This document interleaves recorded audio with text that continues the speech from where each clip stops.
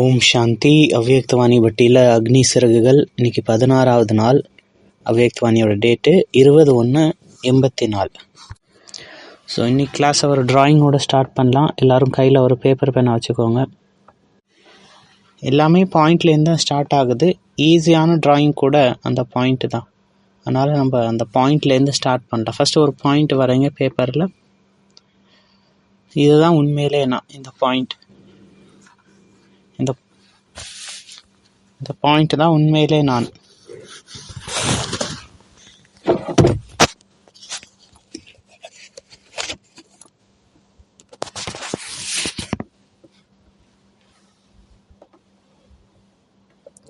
உண்மையிலே நான் யாருன்னா முழுமையானவன் நான். இந்த பாயிண்ட்டை பார்க்கும்போது உங்களுக்கு எப்படி தெரியுது? அது கம்ப்ளீட்டாக இருக்குது. அந்த மாதிரி நானும் கம்ப்ளீட்டாக இருக்கேன். நான் எல்லாத்தாலையும் நிரம்பி இருக்கேன். எனக்கு எதுவுமே தேவையில்லை இந்த உலகத்தில். என்கிட்ட எந்த ஒரு குறையும் இல்லை. எதுவுமே என்னோடது கிடையாது. ஏன்னா நான் ஆல்ரெடி கம்ப்ளீட்டாக இருக்கேன். நான் எதையும் அடையணும்னு நினைக்கிறதில்ல. இந்த பாயிண்ட்டு தான் என்னுடைய ஒரிஜினல் ஸ்டேஜ். இந்த ஒரிஜினல் ஸ்டேஜில் தான் எந்த ஒரு பந்தனமும் இல்லை. நான் முற்றிலும் ஃப்ரீயாக இருக்கேன். நான் பயம் இல்லாமல் இருக்கேன்.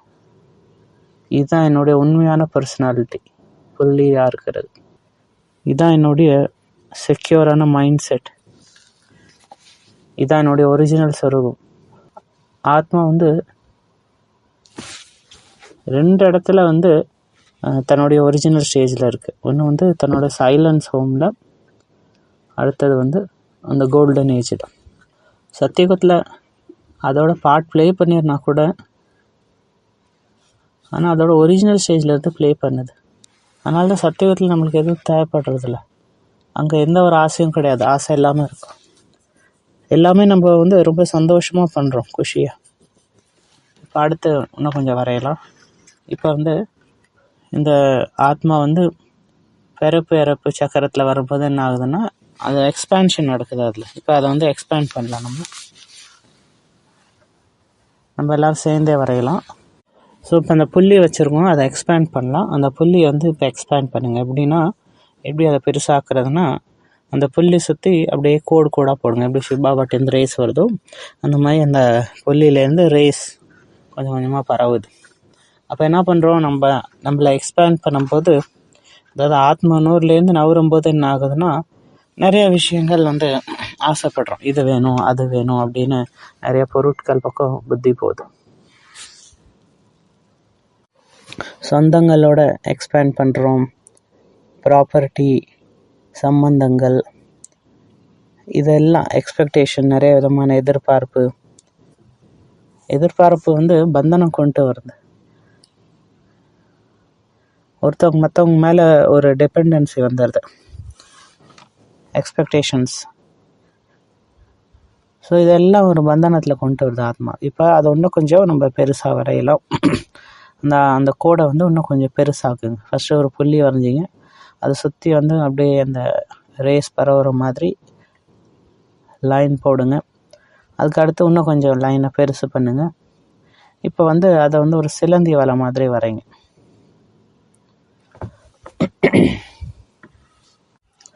அப்போ இந்த எதிர்பார்ப்புகள் தான் நம்மளை பந்தனத்தை கொண்டு வருது. இப்போ அந்த பந்தனம் என்ன கொடுக்கும்? துக்கம்தான் கொடுக்கும்.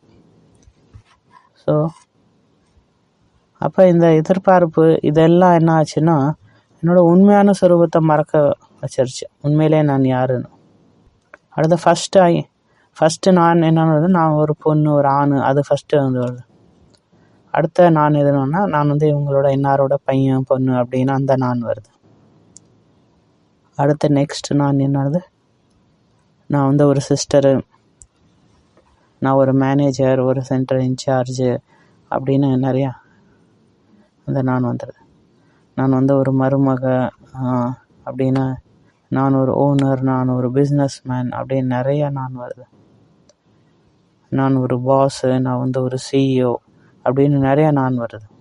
நான் ஒரு ஸ்பிரிச்சுவல் ஸ்பீக்கர், நான் ஒரு பிகே.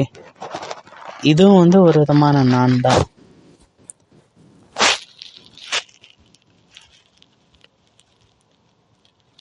யாராவது எதோ சொல்கிறாங்கன்னா நமக்கு ஹர்ட் ஆகுது. உங்களுக்கு தெரியுமா, நான் அமிர்த வேலை வந்து ரொம்ப நல்லா பண்ணுவேன். இந்த சின்ன சின்ன நான் எல்லாம் வந்து நம்ம அதில் மாட்டிக்கிட்டு இருக்கோம். இது வந்து உங்களுடைய ஹோம்ஒர்க். ஒவ்வொரு நானையும் வந்து லேபிள் பண்ணுங்க. அதை எழுதி குரூப்பில் வந்து போஸ்ட் பண்ணுங்க. எதெல்லாம் வந்து நான் நினைக்கிறேனோ அதை எழுதி வந்து நீங்கள் குரூப்பில் போஸ்ட் பண்ணலாம். ஸோ அப்போ இந்த நான் எதெல்லாம் நான் இப்போ நினச்சிட்டு இருக்கோமோ அதெல்லாம் நம்மளோட உண்மையான ஐடென்டிட்டி கிடையாது. அதெல்லாம் ஃபால்ஸ் ஐடென்டிட்டி, தேகபானத்துக்கான ஐடென்டிட்டி. அப்போ நம்ம என்ன எதிர்பார்க்குறோம், எனக்கு செக்யூரிட்டி வேணும் அப்படின்னு. ஆக்சுவலி உண்மையிலே நான்கிறது வந்து அந்த ஆத்மா வந்து ஆல்ரெடி செக்யூராக தான் இருக்குது. நிறைய எக்ஸ்பேன்ஷன் பண்ணதுனால. ஸோ இந்த நான் இதெல்லாம் வந்து ஃபால்ஸ் ஐடென்டிட்டி, அதெல்லாம் டெம்ப்ரவரியானது. இந்த நான் தான் வந்து எனக்கு செக்யூரிட்டி வேணும் அப்படின்னு எதிர்பார்க்குறேன். ஆக்சுவலி உண்மையிலே நான் வந்து செக்யூராக தான் இருக்கேன். ஆனால் நிறைய எதிர்பார்ப்புனால என்ன ஆயிடுச்சு, இன்செக்யூராக ஃபீல் பண்ணுறேன். அப்போ என் டெண்டன்சி என்ன இருக்கும், இன்செக்யூரிட்டிலேருந்து செக்யூரிட்டி மூவ் ஆகும்னு நினைப்பேன். இதுதான் வந்து ஆத்மாவோட ஆசை. இந்த ஆசை வந்து நிறைய ஆசை கொடுக்கும். அது வந்து ஒரு சிலந்தி வலை மாதிரி ஆயிடுது. இதான் இன்னைக்கு பாபா வந்து பேசிட்டு இருக்காரு. அதாவது ஆசை வந்து ஒரு சிலந்தி வலை மாதிரி இருக்கு. ஒன்று வந்து மற்ற ஆசையை உருவாக்கிட்டு இருக்கு. அதுக்கு ஒரிஜினல் காசு என்னன்னா, உண்மையிலே நான் யாருன்னு அந்த சொரூபத்தில் இருக்க மறந்துட்டோம். அதான் மெயின் காஸ். ஸோ இன்னைக்கு முரளி 20th Jan 1984. இன்னைக்கு 16வது நாள். பாபா 2 விதமான குழந்தைய பற்றி பேசுகிறாங்க. ஒன்று வந்து ஆசை இல்லாத குழந்தைங்க, இன்னொன்று வந்து நிறைய ஆசை உள்ளவங்க. எந்த ஆத்மா வந்து ஆசை இல்லாமல் இருக்காங்களோ அவங்க தான் திருப்தியாக இருக்காங்க. ஸோ இன்னைக்கு முரளி வந்து டேட் வந்து 20 January 1984. இது வந்து 16வது நாள். பாபா 2 விதமான குழந்தைங்களை பற்றி பேசுகிறாங்க. ஒன்று வந்து ஆசையே இல்லாத குழந்தைங்க, இன்னொன்று வந்து நிறைய ஆசை உள்ள குழந்தைங்க. ஸோ எந்த ஆத்மா வந்து ஆசை இல்லாமல் இருக்காங்களோ அவங்க திருப்தியாக இருக்காங்க. அவங்க வந்து எல்லா பிராப்தியின் சொரூபமாக இருக்காங்க, ஏன்னா அவங்க திருப்தியாக இருக்காங்க. இன்னொரு ஆத்மாவும் இருக்காங்க, அவங்க வந்து திருப்தியாக இல்லை. ஏன் அவங்க திருப்தியாக இல்லை? ஏன்னா அவங்கள்ட்ட சில விதமான ஆசை இருக்குது. ஆசைனா ஏதோ ஒரு ஆசைனா ஏதோ ஒரு டிஸ்டர்பன்ஸில் இருக்காங்க. எப்போ ஆசை வருதோ, ஏன் ஆசை வருது? ஏன்னா உண்மையிலே நான் யாருன்னு மறந்துட்டோம். ஸோ அந்த ஆத்மா நானும் மறந்ததுனால வேற விதமாக நான் வந்துருச்சு. ஸோ அதனால அது என்னாச்சு, இன்செக்யூரிட்டி வந்துருச்சு. ஸோ அதனால் நம்ம நினைக்கணும், மறுபடியும் ஒரு செக்யூர் பொசிஷனுக்கு போகணும். அப்போ கவலை வருது, என் ஆசை நிறைவேறுமா இல்லையான்னு. அதுக்கப்புறம் அது என்ன ஆகுது, ஸ்ட்ரெஸ்ஸு, டென்ஷன் இதெல்லாம் வருது. ஏன்னா நம்ம என்ன நினைக்கிறோம், இது ஒரு வேலை நிறைவேறாதுன்னு.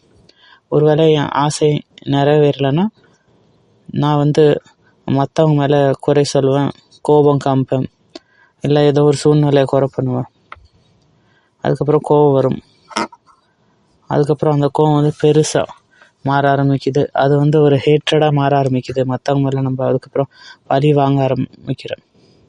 இப்போ என் ஆசை நிறைவேறலை, நான் யாரையும் ப்ளேம் பண்ணவும் முடியலன்னா என்ன பண்ணுறோம், நான் வந்து ஒரு விதமான கில்ட், டிப்ரெஷனில் போயிடுறேன். அது வந்து சேட்னஸ், டிப்ரெஷன் ஆகிடுது. அதுக்கப்புறம் என்ன ஃபீல் பண்ணுறேன், நான் வந்து ஒரு ஃபெயிலியர்னு. அதோட ரூட் காஸ் என்னது, ஆசை. ஆசை என்னது, அந்த ஒரு எண்ணம். ஒரு பேசிக் எக்ஸாம்பிள் எடுத்துக்கலாம். காலையில் எழுந்திரிச்சு நான் காஃபி குடிக்கணும்னு நினைக்கிறோம், எனக்கு காஃபி கிடைக்கல. என்ன எண்ணம் போடும், என் நாளே சரியில்லை, நம்ம ஃப்ரஸ்ட்ரேட் ஆகிடுறோம். ஏன்னா ஏதோ ஒரு காரணத்துக்காக எனக்கு ஒரு காஃபி கிடைக்கல, அது வந்து ஒரு ஆசை. இது வந்து இமோஷனோட கனெக்ட் ஆகுது. ஃப்ரஸ்ட்ரேஷன் ஆகிறோம், ஆங்கர் ஆகிறோம், சென்ஸ் ஆஃப் ஃபெயிலியர் ஃபீல் பண்ணுறோம். இன்னும் அந்த நாளே ஸ்டார்ட் பண்ணல, ஆனால் அதுக்கு முன்னாடி எவ்வளோ நெகட்டிவ் வேஸ்ட் தாட்ஸு க்ரியேட் பண்ணுறோம். அதுக்கு காரணம் என்ன? அந்த எண்ணம் தான், அந்த ஆசை. அந்த ஃபஸ்ட்டு எண்ணத்துலேயே நான் அதை வந்து விட்டுட்டேன்னா, நான் காஃபி குடிக்கணும்னு நினைக்கிறேன், கிடைக்கல, ஓகே பரவாயில்ல அப்படின்னு அதை விட்டுட்டோம். அப்போ அந்த ஆசை போயிடுச்சு. ஸோ இந்த ஆசைங்கிற ட்ராப்பில் மாட்டிக்கும் போது அது உங்களை நல்லா இருக்க முடியாது. பாபா வந்து ரைமிங்காக சொல்கிறார், இச்சா வந்து அச்சா ஆக்க விடாது உங்களை. அதாவது ஆசை இருந்துன்னா இங்கே நல்ல ஆத்மாவை ஆக முடியாது. அப்புறம் அதுக்கப்புறம் அது நிறைய விதமான ஆசை கொண்டு வரும். ஒரு ஆசை நிறைய ஆசை கொண்டு வரும். அது ஒரு சிலந்தி இது மாதிரி நம்ம அதில் மாட்டிக்கிறோம். அதுக்கப்புறம் அதுலேருந்து வெளியே வரணும்னா கூட நம்மளால் வர முடியாது. ஏன்னா நம்ம அந்த ரூட்டில் வேலை செய்யலை. அந்த சிலந்தி என்ன பண்ணுது, அதோட இதையே வந்து சாப்பிட ஆரம்பிக்குது. அது கட்டின அந்த சிலந்தி கட்டின அந்த இதையை வந்து அது சாப்பிட ஆரம்பிக்குது. அப்போ நான் இந்த மாதிரி சின்ன சின்ன நான்கிற அதுலேருந்து வெளியே வரும்போது என்ன ஆகும், நான் என்னோட உண்மையான நான் ஆத்மாங்கிற அந்த ஸ்வரூபத்தில் வர ஆரம்பிப்போம். அப்போ இந்த பாபா ஒரு எக்ஸாம்பிள் தராரு. ஒரு ரொம்ப பணக்காரர் இருக்கார், கோடீஸ்வரன். ஆனால் அவர் வந்து திருப்தியாக இல்லை. அப்போ வந்து அவங்களுக்கு அந்த கோடி வந்து அவர் வந்து கோடீஸ்வரன் மாதிரி கிடையாது, எதுவும் பிரயோஜனம் இல்லை. ஆனால் ஒரு திருப்தியான ஆத்மாவுக்கு 2 ரூபா கொடுத்தா கூட அது வந்து 200 ரூபாய்க்கு சமம். ஏன்னா நீங்கள் ஒரு திருப்தியான ஆத்மா கொடுத்துருக்கீங்க. அவங்களுக்கு வந்து அது 2 லட்சம் மாதிரி. ஏன்னா அந்த திருப்தியான ஆத்மா தன்னுடைய ஒரிஜினல் ஸ்டேஜில் இருக்காங்க. அவங்களுக்கு எதுவும் தேவையில்லை. அவங்க வந்து நான் என்கிட்ட இதில் அதில் நினைக்கிறதில்ல, நான் திருப்தியாக இருக்கேன்னு நினைக்கிறாங்க. திருப்தியான ஆத்மா நினைப்பாங்க, நான் ஃபுல் ஆஃப் அபண்டன்ஸாக இருக்கேன், நான் இங்கே கொடுக்கறதுக்காக வந்திருக்கேன், என்கிட்ட எல்லாமே இருக்குது, எதுவும் தேவையில்லை வெளியிலேருந்து. ஒரு திருப்தியான ஆத்மா தன்னுடைய அந்த நஷால இருப்பாங்க, ஆத்மிக் நஷால இருப்பாங்க. ஆனால் அது இல்லாமல் இருந்ததுன்னா என்ன ஆகும்? பாபா என்ன சொல்கிறாரு, திருப்தியாக இல்லைன்னா அதுக்கப்புறம் டிஸ்டர்ப் ஆக ஆரம்பிச்சிடுறீங்க, தன்னுடைய அந்த ஒரிஜினல் ஷானை விட்டுறீங்க, அப்புறம் பரேஷன் ஆகுறீங்க. பறையன்னா உங்களோட ஒரிஜினல் ஸ்வரூபத்துலேருந்து விலகி போகிறது. இப்போ இந்த மாதிரி ஆத்மா என்ன பண்ணுவாங்க, அவங்க இங்கே அங்கேயும் அலைஞ்சிட்டு இருப்பாங்க. அவங்களுக்கு வந்து எனக்கு இது வேணும், அது வேணும், இவங்க எனக்கு இது தரணும், அது தரணும். அவங்களுக்கு வந்து மெட்டீரியல் இது தேவை, ஸ்டேட்டஸ் தேவை, அவங்களுக்கு போஸ்ட்டு பொசிஷன் தேவை. அப்போ பாபா வந்து இந்த சோலை வந்து 3 விதமாக பிரிச்சிருக்காரு. பாபா வந்து ரொம்ப அப் டு டேட்டாக இருக்காங்க. இப்போ ஐபிஎல் வருது, ஸோ இங்கே வந்து நம்ம டிபிஎல் வந்து பார்க்கலாம். டிபிஎல்னா என்ன அர்த்தம்? Emotion power liberation. EPL emotion வந்து பக்தியில் உள்ள ஆத்மாக்கள், பவர் வந்து சக்தி, எல் வந்து லிபரேஷன் முக்தி. அப்போ அந்த ஃபர்ஸ்ட் கேட்டகரி சோல் வந்து அவங்க வந்து டிவோஷன் பக்தி பண்ண விரும்புகிறாங்க. DPL devotion. டிவோட்டிஸ் பக்தாத்மாக்கள் இந்த கேட்டகரியில் ஃபாலோ பண்ணுவாங்க. அவங்க வந்து பக்தி செய்யணும்னு நினைக்கிறாங்க கொஞ்ச நேரத்துக்காக. அவங்க ஃபர்ஸ்ட் டைப் ஆஃப் சோல். அவங்க வந்து ஏதோ அவங்களுக்கு தேவை. ரெண்டாவது கேட்டகரி சோல் பி. அவங்களுக்கு பவர் ஆஃப் வெல்த் தேவை, ஏதோ ஒரு ஆசை தேவை, ஒரு ஸ்டேட்டஸ் தேவை, பவர் தேவை, போஸ்ட் பொசிஷன் தேவை. அடுத்து 3வது வந்து லிபரேஷன் எல். அந்த ஆத்மாக்கள் வந்து துக்கத்துலேருந்து விடுபடணும்னு நினைக்கிறாங்க, விகாரத்தின் அந்த பந்தனங்கள்லேருந்து விடுபடணும்னு நினைக்கிறாங்க. அப்போ இந்த 3 ஆத்மா பற்றி பாபா இங்கே பேசுகிறாங்க. அவங்க 3 பேரும் என்ன வருதுன்னா, அவங்க திருப்தியாக இல்லை. ஏன் திருப்தியாக இல்லைன்னா அவங்களோட ஒரிஜினல் ஸ்வரூபத்தில் இல்லை. இப்போ பாபா நம்மள்ட்ட என்ன கேட்குறாருன்னா, அப்போ நீங்கள் இதில் எந்த கேட்டகரியில் இருக்கீங்க, நீங்களே வந்து செக் பண்ணி பாருங்கள். இப்போ பாபா சொல்கிறார், நீங்கள் கருணை கடலோட குழந்தை, உங்களுக்கு அவங்க மேலே கருணை வரணும். நீங்கள் திருப்தி மணிகள். நம்ம திருப்தி மணினா எப்படி இருக்கணும்? அந்த மாதிரி திருப்தி இல்லாத ஆத்மாக்களுக்கு உண்மையான சந்தோஷம் கொடுக்கணும், உண்மையான அன்பு, உண்மையான அமைதி கொடுக்கணும், உண்மையான ஞானம் கொடுக்கணும். அப்போ நான் அந்த அளவுக்கு திருப்தியாக இருக்கேன்னா என் மூலியமாக எல்லாருக்கும் இந்த குணங்கள் கிடைக்கிற மாதிரி நான் எனக்குள்ள நிரப்பியிருக்கேன்னா, பாபா நம்மளுடைய பொறுப்பு சொல்கிறார். எவ்வளோ உயர்ந்த பொறுப்பு பாபா நம்ம கொடுத்துருக்காரு. அவங்க எல்லாருக்கும் நான் கொடுக்கணும், அவங்கள திருப்திப்படுத்தணும். ஆனால் எப்படி நம்ம இந்த குணங்கள் கொடுக்க போகிறோம்? இந்த 5G ப்ராக்டிஸ் பண்ணணும். அதில் ஃபஸ்ட்டு வந்து கெஸ்ட் கான்ஷியஸ். நான் வந்து இங்கே வந்து விருந்தாடி, எதுவுமே எனக்கு இங்கே சொந்தம் கிடையாது. இன்றைக்கி ஸ்லோகன் கூட அதான் இருந்தது, லைட்டாக இருங்க, உங்கள் சன்ஸ்கார் சுபாவம் சம்பந்த சம்பர்க்கில் லைட்டாக இருங்க. இப்போ கெஸ்ட் வந்து எப்பயுமே லைட்டாக இருப்பாங்க. அப்போ அவங்க வந்து எப்பயுமே கெஸ்ட்டு வந்து லைட்டாக இருப்பாங்க. யாரு கூடயும் சண்டை இதெல்லாம் வரமாட்டாங்க. கொஞ்ச நாள் தான் இருக்கிறோம், ஏதோ அட்ஜஸ்ட் பண்ணி இருந்துட்டு போயிடலாம் அப்படின்னு அவங்க இருப்பாங்க. அடுத்த ஜி வந்து கிராட்டிடியூட், எல்லா விஷயத்துக்கும் தேங்க்ஸ் சொல்லணும். யாரோ ஒருத்தவங்க ஒரு கிளாஸ் தண்ணி கொடுக்குறாங்க, ஒரு பிரதர் நம்ம தண்ணி கொடுக்குறாங்கன்னா நம்ம அவங்களுக்கு தேங்க்ஸ் சொல்லணும். இல்லைன்னா என்ன நினைக்கிறோம், அதை வந்து அவரோட கடமை, அவரை செஞ்சு தான் ஆகணும், இதில் என்ன தேங்க்ஸ் சொல்கிறதுக்கு அப்படின்னு நினைக்கக்கூடாது. அவங்களோட வேலை அதை சமைக்கிறது. ஆனால் நம்ம கெஸ்ட் கான்ஷியஸில் இருந்தோன்னா நான் எல்லாருக்கும் மனசால தேங்க்ஸ் சொல்லுவேன். ஒவ்வொரு செகண்டும் நான் வந்து அந்த தேங்க்ஸ் ஃபீல் பண்ணுவேன், எவ்வளோ வந்து இந்த உலகம் நம்ம கொடுத்துட்ருக்கு. அடுத்த 3வது G வந்து க்ளோ. நான் வந்து எல்லார் மேலேயும் ஒரு அந்த கிராட்டிடியூட் மனப்பான்மையோட நன்றியோடு இருந்தேன்னா நம்ம முகம் வந்து சந்தோஷமாக க்ளோ ஆகிட்டே இருக்கும், ஜொலிக்கும். அடுத்த 4G வந்து நான் சந்தோஷத்தில் இருக்கும்போது அது வந்து காட்லினஸ், அது வந்து இறைவனுக்கு சமமான குவாலிட்டி. அடுத்து 5th வந்து செக்.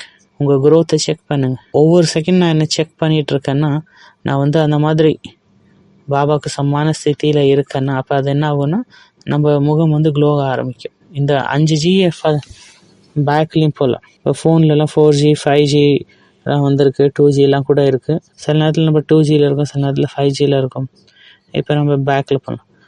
ஒவ்வொரு செகண்டும் நம்ம வந்து நம்மளை செக் பண்ணிக்கணும். செக் பண்ணுங்கள்.